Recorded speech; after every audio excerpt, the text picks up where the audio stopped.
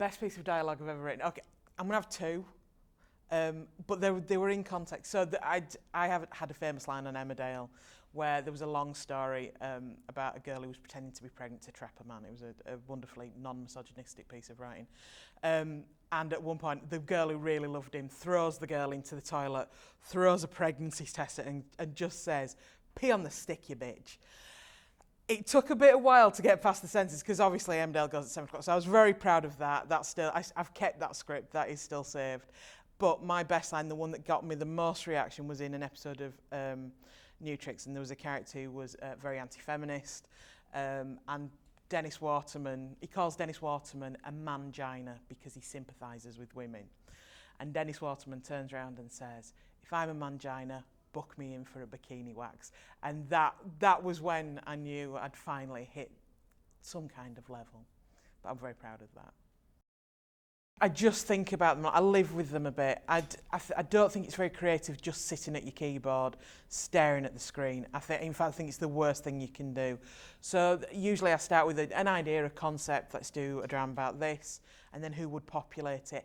And then I kind of live with it for a little bit and smash it around and think about who I know in real life. So it should be, if you're on the top deck of a bus, your earphones shouldn't be on. You should be listening to what's going on around you and listen to your family and think about the big characters in your life. My first commission was on Fat Friends, which was a television show made for ITV by Kay Mellor and Tiger Aspect. I was Kay Mellor's personal assistant, which meant I fed her cat and called her taxis and did other things as well. And whilst I was there, they decided to make another series of Fat Friends, and I wrote a story pitch. I didn't even know it was a story pitch at the time for the show, based on my own experiences of being overweight and being bullied as a child. And she commissioned me, so and I've never looked back. That was 13 years ago.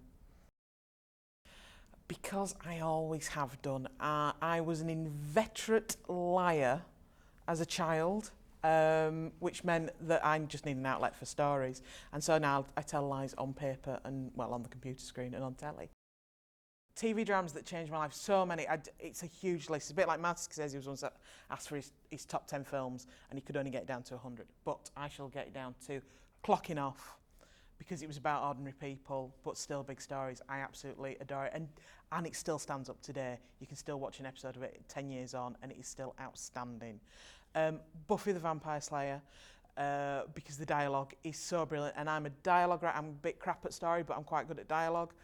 And so knowing that sometimes there can be scenes where it's all played out in subtext, and it's all lies, and it's all people talking like people really speak to each other, funny and cutting and sarky and all the rest of it. I love that show.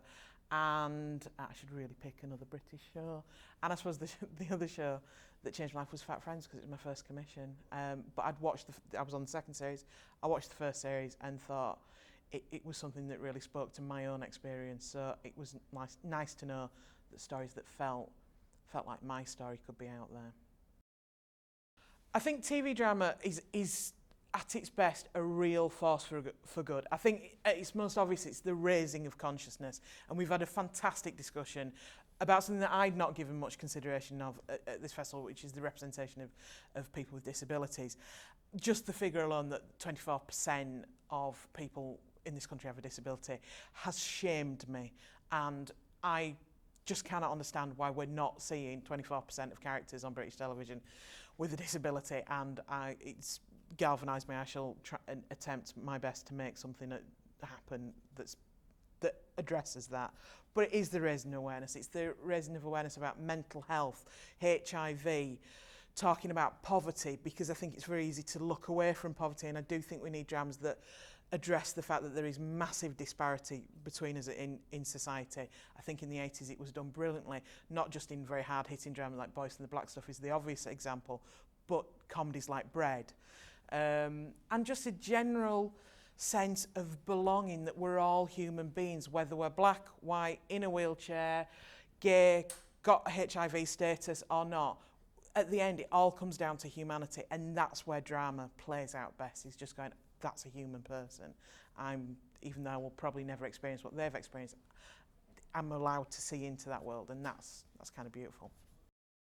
Okay, the best piece of advice came from the mighty Kay Mellor, and when I was writing my first draft of Fat Friends, she reminded me that only I ever see the first draft, the real first draft. No one else ever sees that. And so her advice was just write it. Don't write with an audience on your shoulder. Don't write with the producer. Don't write with the BBC or the commission if you're writing on spec. Just write, write long. My first Robin Hood was 20 pages too long. But what I galvanised it down to, I'm really, really proud of. So just write and write and write. Don't go back. Don't go edit. Don't open the document every morning on page 1. Start from where you set off, where you finished off, and just keep going. And it sounds so simple, but so many people never get past the first 5 pages. Beautifully, gorgeously crafted 5 pages, but it's not enough to make an hour of television.